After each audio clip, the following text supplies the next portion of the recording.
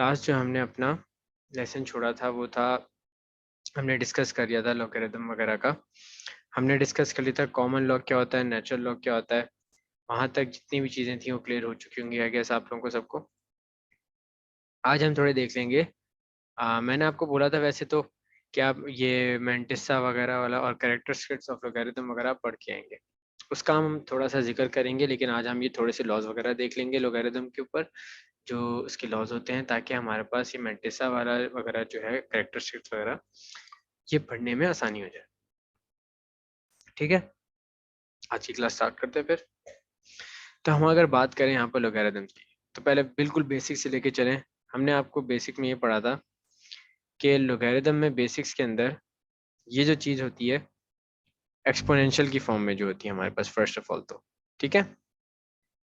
यानी कि अगर हमारे पास कोई एक्सपोनेंट है 3 रेज़ टू द पावर, आप ले लें कुछ भी, 3 रेज़ टू द पावर 2 = 9। अब इसको आप जब लॉगरिथम फॉर्म में लिखते हैं तो मैंने आपको बताया था क्या करते हैं हम, लॉग लिखा हमने, ठीक है। जो हमारे बेस है वो नीचे आ जाएगी, ठीक है। और जो हमारी पावर है वो इक्वल टू के बाद आएगी कि कितनी दफ़ा मल्टीप्लाई कर रहे हैं कि आंसर 9 आ जाए, ठीक है। ये चीज़ तो बहुत आसान थी और बहुत क्लियर थी। अब अगर हम बात करें, अच्छा ये चीज़ें आपको शायद बुक में ना मिलें तो ज़रूर इनको नोट डाउन कीजिएगा। मैं साथ के साथ अगर यहाँ पर बता रहा हूँ तो शायद मैं बीच में मिटाता भी जाऊँ, क्योंकि मैंने फिर यही इसी जगह पे सारी चीज़ें समझाने की कोशिश करूँगा ताकि हमारे पास क्लियरली कॉरस्पॉन्डिंग चीज़ों को समझ सकें, लाइक उसके सामने ही, ठीक है। तो साथ के साथ अगर आप नोट डाउन कर रहे हैं तो नोट डाउन ज़रूर कर लीजिएगा। तो यहाँ पर पहले तो मैंने एक चीज़ डिस्कस कर ली कि एक्सपोनेंशियल से हम लॉगरिथम में कैसे जाते थे।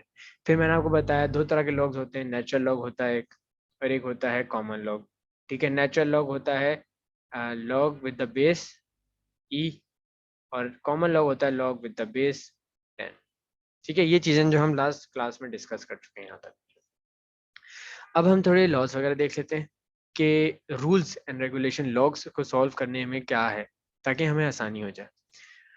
फॉर एग्जाम्पल ये वाला लॉगरिथम का एक रूल देख लेते हैं कि हमारे पास अगर दिया हुआ है लॉगरिथम, ठीक है, लॉग, और उसके अंदर लॉग, अच्छा यहाँ पर बेस नहीं दी हुई, बेस नहीं दी हुई इसका मतलब है 10 है वो। लॉग यहाँ पर ले लें आप 4, ठीक है, या फिर 100 ले लें आप, इसको ऐसा करें 100 ले लें, लॉग 100, और उसकी पावर ले लें आप 2, ठीक है। ये पावर किसके ऊपर है, ये पावर 100 के ऊपर है। यहाँ पर बेस नहीं लगी हुई, इसका मतलब ये यहाँ पर बेस 10 है, ठीक है। मैंने आपको बताया था बेस नहीं लगी थी तो इसका मतलब 10 होता है। अब इस तरह की चीज अगर हमारे पास आ जाए तो लॉगरिथम में हम इसको सिंप्लीफाई करने के लिए उसको इस चीज में लिख सकते हैं, जो भी आपके आंसर की ब्रैकेट के अंदर जो होता है, ब्रैकेट के अंदर कुछ भी है, उसके ऊपर अगर वो पावर लगी हुई ना, उस पावर को हम बाहर ले आते हैं, तो बाहर ले जाके मल्टीप्लाई हो जाएगा इस जगह पे, ठीक है। तो इस केस में जिस तरह हमारे पास ये था कि लॉग, ठीक है, कॉमन लॉग है ये 100 का, और 100 की पावर 2 थी या स्क्वायर कह लें, तो हमारे पास इसका फाइनल आंसर क्या आ जाएगा, 2 log 100, ठीक है। इट मीन्स द सेम, इन दोनों का मतलब सेम है। ये जो चीज लिखी हुई है इसकी स्टैंडर्ड फॉर्म है कि अगर हमारे पास log a है उसकी पावर n है तो n बाहर आ जाएगा और log a हो जाएगा अंदर, ठीक है। स्टैंडर्ड फॉर्म का मतलब है इसकी जगह कोई भी नंबर हो सकता है, वेरिएबल डालते हैं हम तो इसकी जगह कोई भी नंबर हो सकता है। इसके बाद अगर हम देखें आगे तो हमारे पास एक दिया हुआ है, अच्छा लॉग में प्लस माइनस हो रहा हो ना, अगर ये चीज नोट डाउन कर लिए सर, ये यहाँ तक समझ में आ गया, ये चीज समझ में आ गई है? जल्दी रिस्पॉन्ड कीजिए प्लीज।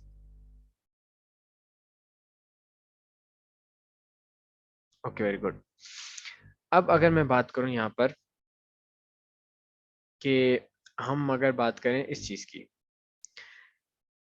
और इस चीज की, ठीक है, अगर आपके पास लोगरिथम में लॉग और दिया हुआ है 2 × 5, ठीक है, या फिर दिया हुआ है log 3/2। अच्छा यहाँ मैं इस चीज की बात नहीं कर रहा कि बेस क्या है, अगर बेस नहीं दी हुई तो आपने अपनी तरफ से ज़रूर अज्यूम करना है, ठीक है, ये फ़र्ज़ है आप पे अज्यूम करना है कि बेस क्या होगी 10, अगर लॉग पे कोई बेस नहीं दी हुई। तो ये जो हम अभी जितना काम करेंगे कॉमन लॉग्स पे करेंगे। तो कॉमन लॉग है 3/2 का और 2 मल्टीप्लाई बाय 5 का। तो इसको हम इस तरह भी लिख सकते हैं, log 2 प्लस log 5, और इसको हम लिख सकते हैं log 3 माइनस log 2। ये चीज़ बहुत आसान है, समझ में आ गई।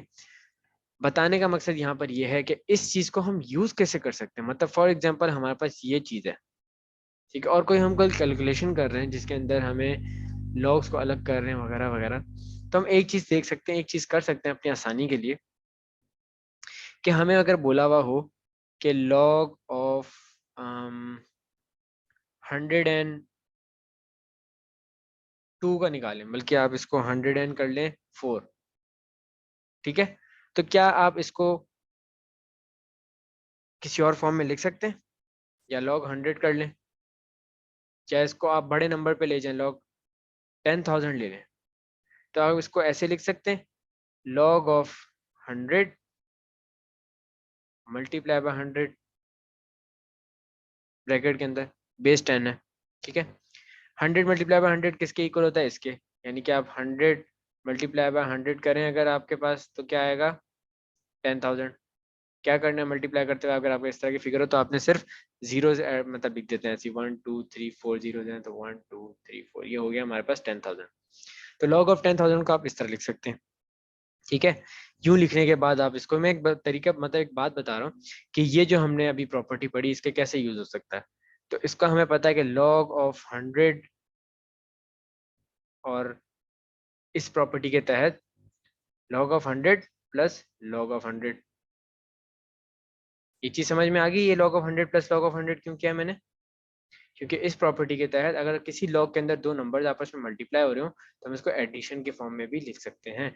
तो एडिशन के फॉर्म में अगर आप लिखें इस तरह, तो आपको अगर बगैर कैलकुलेटर के कोई कैलकुलेशन करनी है फॉर सपोज जल्दी में, ठीक है, वैसे तो कैलकुलेटर ज़्यादा जल्दी करता है, लेकिन फॉर सपोज कैलकुलेटर नहीं है अब आपके पास और आप इस तरह करना चाहें तो इस तरह भी कर सकते हैं, लेकिन इसके लिए ये आपको ख्याल रहे कि गलती ना हो। हमने पढ़ा था कि log of with the base 10 और 100 का क्या होता है, कोई बता सकता है मुझे? ये बहुत बड़ा नंबर हो गया आपके लिए, आप इसकी जगह 2 भी ले सकते थे वैसे तो, 2 2 जा 4 हो जाता, या मतलब इसकी जगह 2 रख लेते, 2 रख लेते, ठीक है, और फिर हम इसको कैलकुलेट करते लोगैरिथम को बगैर कैलकुलेटर। अगर आपको जानना चाहें, कुछ के लॉग्स होते हैं जो कि आपके पास परफेक्ट आंसर्स आते हैं। फॉर एग्जांपल मैंने आपको यहाँ बात की कि हमारे पास 3 का स्क्वायर क्या होता है 9, ठीक है, 10 का स्क्वायर हमारे पास क्या होता है 100। तो यहाँ पर मैं इस चीज की बात कर रहा हूँ, लॉग विद द बेस 10 और 100 क्या होता है 2। इसका आंसर क्या आता है 2। मैंने आपको बताया था कैसे सॉल्व करते हैं, मैंने आपको बताया था कि 10 का मतलब है बेस, और बेस को कितनी दफा मल्टीप्लाई करेंगे तो 100 आएगा अपने आप के नंबर से। तो यहाँ पर हमारे पास स्क्वायर था, तो ये लॉग 100 का क्या हुआ, कॉमन लॉग ऑफ 100 2 के बराबर, प्लस कॉमन लॉग ऑफ 100 2 के बराबर, तो हमारे पास इसका आंसर क्या है 4। यानी कि हम कह सकते हैं log of 10,000 is equal to 4। ये मैं आपको बता रहा हूँ एक तरीकेकार कि अगर हमें ये बात मालूम हो, ये वाली बात कि log के अंदर अगर कोई दो नंबर मल्टीप्लाई हो रहे हों तो उनको ऐड कर देते हैं इस तरह, और log के अंदर अगर दो नंबर डिवाइड हो रहे हों तो उनको माइनस करते हैं इस तरह। ठीक है, ये समझ में आ गई बात।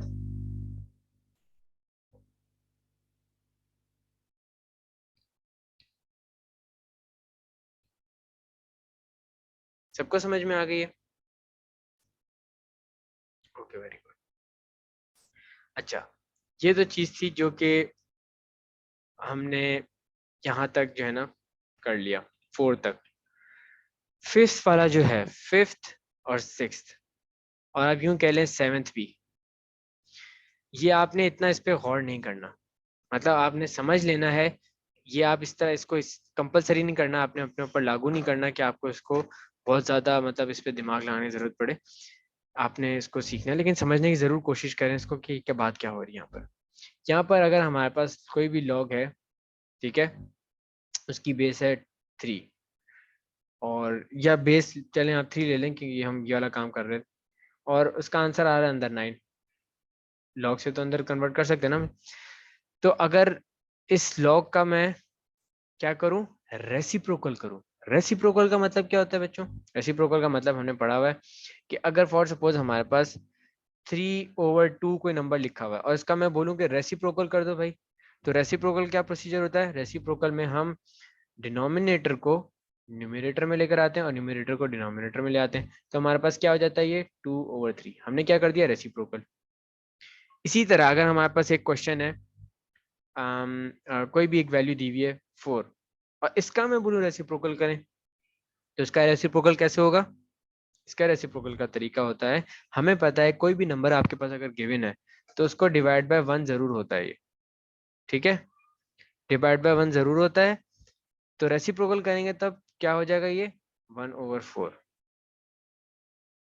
ठीक है। ये क्या हो गया हमारे पास, रेसिप्रोकल। इसी तरह अगर मैं बोलूँ लोगैरिथम का हम रेसिप्रोकल करें तो क्या हो जाएगा, 1/log, ठीक है, 1/log हो गया।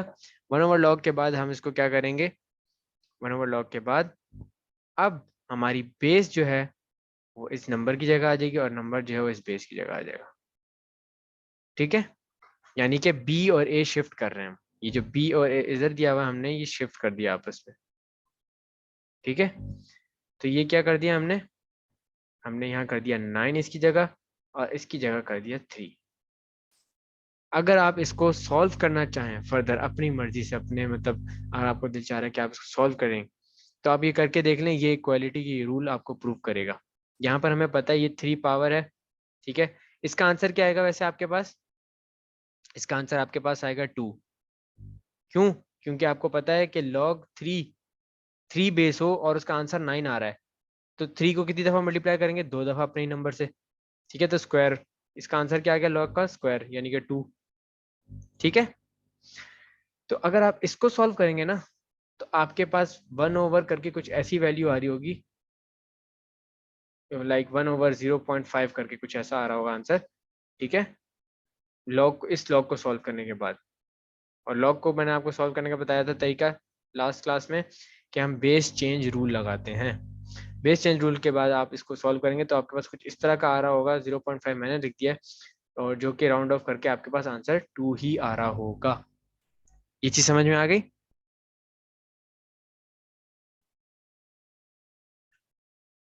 Okay, very good.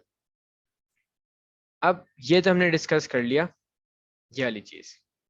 अच्छा, मैं आपको अभी ये वाला छुड़वा रहा हूँ, ये और ये अभी आप छोड़ दें, ठीक है। इसको हम थोड़ा जब अपर लेवल पे जाएंगे तो इसको डिस्कस करेंगे ज़रूर। इसके अलावा आगे वाले मैं आपको समझा देता हूँ कि वो जो चीज़ें हैं, ये वाली ये कुछ भी नहीं है, बहुत आसान है, लेकिन ये क्यों लिखी हुई और ऐसा क्यों है ये हम डिस्कस कर लेते हैं, ठीक है।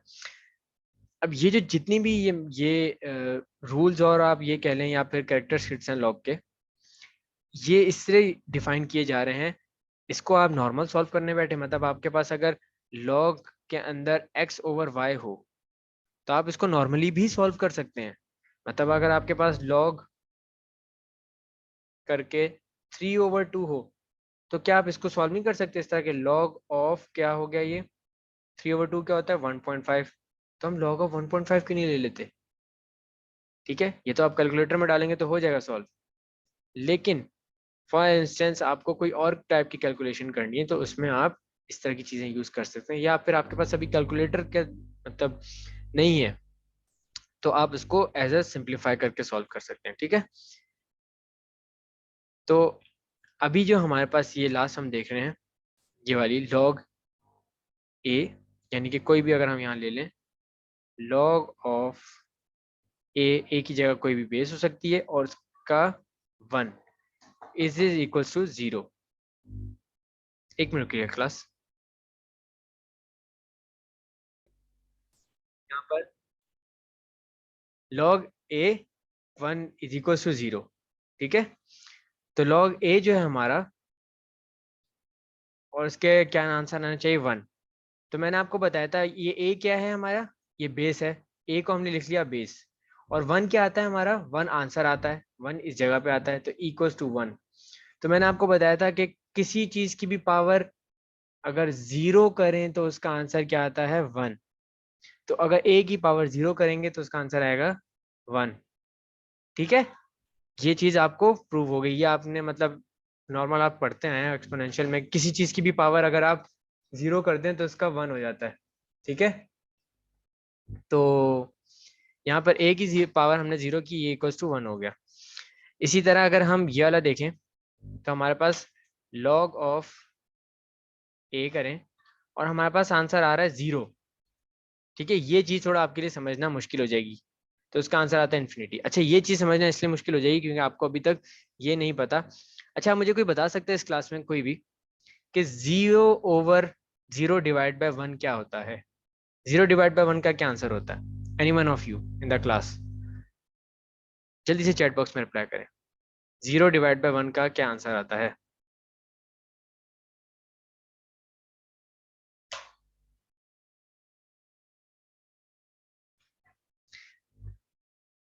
अच्छा, ये चीज तो आप देख लें। अच्छा, ये जो चीज है ना, साइंटिस्ट खुद इस चीज में बहुत ही ज्यादा मतलब आप कह सकते हैं कि पागल हुए हैं कि वो मैथमेटिशियंस इस चीज को बड़ी मुश्किल में ये चीज लेके जाते हैं। अब मैं आपको एक चीज बताता हूँ, किसी भी नंबर को अगर आप लाइक फॉर सपोज 2 है, अगर आप उसको 0 से मल्टीप्लाई करें तो क्या आंसर आएगा, 0। ठीक है, ये चीज तो क्लियर होगी। लेकिन अगर किसी नंबर को न्यूमरेटर में आपने 0 रखा हो, डिनोमिनेटर में कोई भी वैल्यू हो, तो इसका आंसर आएगा 0। ठीक है, ये चीज तो क्लियर होगी। अहमद ने सही बोला, बाकी सबने ट्राई किया, वेरी गुड। लेकिन अगर मैं यहाँ बात करूं, हमारे पास कोई भी ऊपर वैल्यू है 100, इसको डिवाइड बाय 0 करूं तो क्या आंसर आएगा? Any one of you in the chat box, जितना जल्दी हो सके बताने की कोशिश करें क्या आएगा।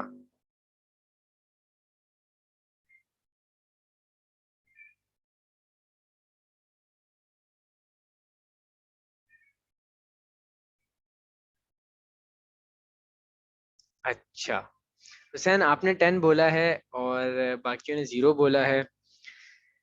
हुसैन ने 10 इसलिए बोला होगा, मुझे लग रहा है हुसैन ने 10 इसलिए बोला है कि इन्होंने 0 0 से कट करके 10 बोल दिया। हुसैन, ऐसे कट नहीं होता जब तक कि यहाँ पर नीचे कोई ऐसी वैल्यू ना हो जिस तरह 10 टाइप की।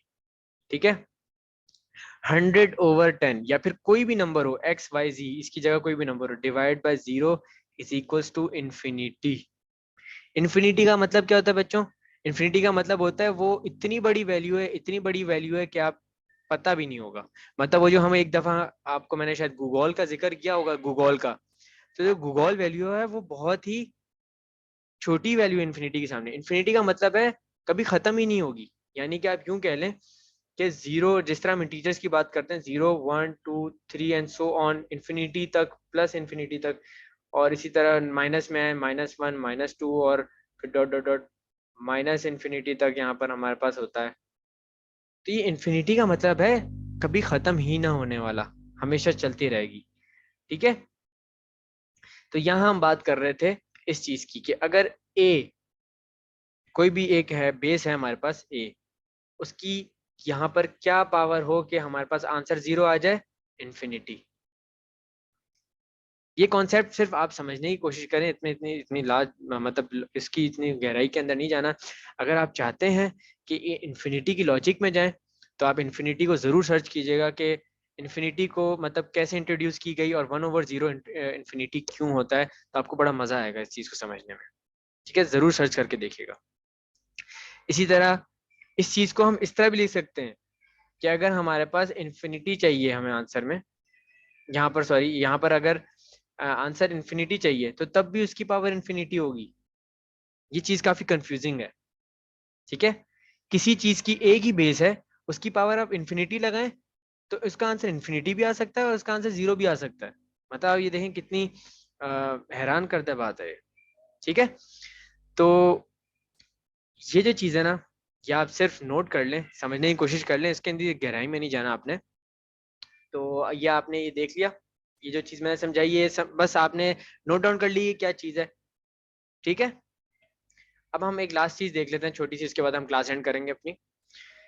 ये जो चीज लिखी हुई है, ये ऊपर 2 3 चीजें रिलेशन आपस में मिला के लिखी हुई है, लाइक लॉग ऑफ यहाँ पर हमने x बेस x है और a हमारे पास क्या है, इसका कोई भी आंसर जो आता है और उसके ऊपर कोई पावर लगी हुई है n।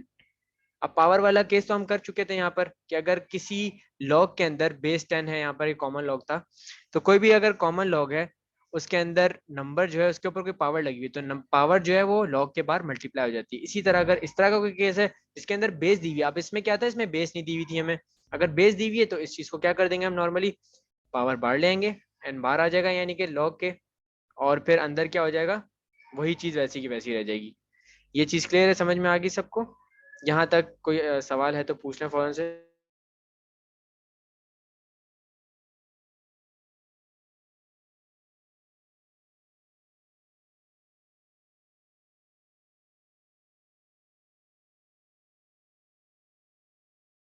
Okay very good. तो यहाँ तक आज की क्लास रखेंगे वैसे, और मैं आपको बोलूंगा जिस तरह कि मैंने बोला था आपको एक्सरसाइज 2.2 के आगे आपने रीड करना था।